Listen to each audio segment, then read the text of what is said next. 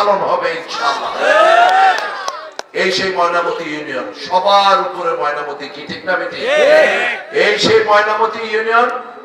আমি হুজুরকে গতকালকে আমার অনেক ভাগ্য, গতকালকে ব্রাহ্মণপাড়ায় ভগবান হাই স্কুলের মাঠে আজকের প্রধান বক্তা জনাব তাহির সাহেবের সাথে একই মঞ্চে আমার ব্রাহ্মণপাড়ায় ছিলাম।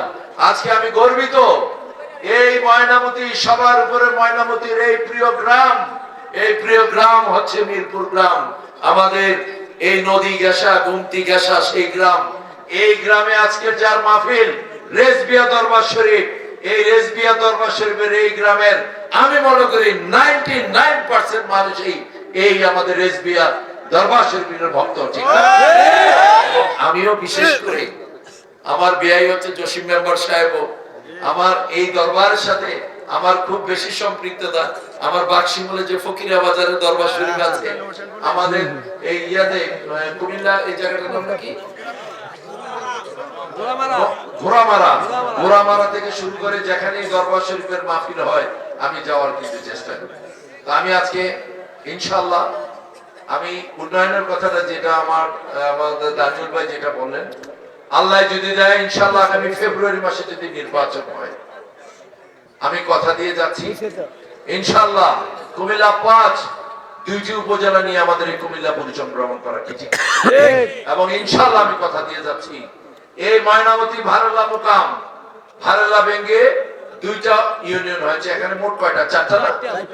সারা বাংলাদেশে অনেক উপজেলা আছে, যে সেই উপজেলায় 2টি উপজেলা নিয়ে, একটি উপজেলা নিয়ে দেবিদ্বার, একটি উপজেলা নিয়ে একটি সংসদীয় আসন। আমাদের এখানে 2টি উপজেলা নিয়ে একটি সংসদীয় আসন। আমি স্পষ্ট ভাষায় ঘোষণা দিচ্ছি ইনশাআল্লাহ আগামী দিনে যদি বাংলাদেশ জাতীয়তাবাদী দল যদি ক্ষমতায় আসে, ইনশাআল্লাহ এই ময়নামতি হবে ইনশাআল্লাহ আরেকটি উপজেলা।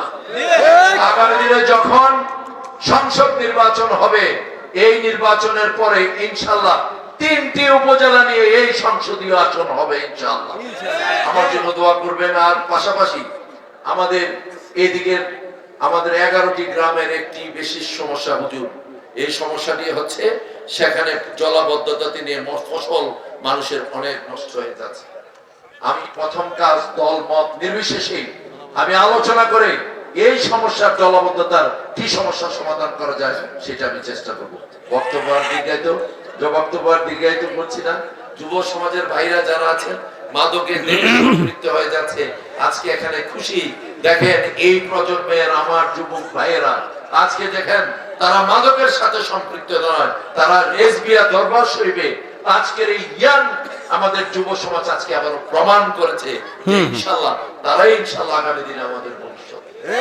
আমি আমার বক্তব্য দীর্ঘায়িত করছি না হুজুর। আমার দেশ নেত্রী আবশ্যক নেত্রী উনি আইসিইউতে আছে, দোয়া করবেন। প্রিয় নেতা লন্ডনে আছেন, আগামী মাসে আসবেন, আমার জন্য দোয়া করবেন। আমি তো একা মানুষ, আমার কোনো ভাই বোনও নাই। আমার এই যারা এখানে আছে তারাই আমার ভাই, বাবা, সন্তান, ঘর, এই জনপদ আমার জন্য একটু দোয়া করবেন। আর বিশেষ করে আমার মাও হসপিটালে আছে, ওনার জন্য আজকের আপনার কাছে দোয়া চাই, সেই জন্য আসছি। আমার জন্য আবারও সবার কাছে আমি আমার বক্তব্য শেষ করছি। আসসালামু আলাইকুম সবাই। মাশাআল্লাহ, মাশাআল্লাহ, মাশাআল্লাহ, মাশাআল্লাহ, মাশাআল্লাহ।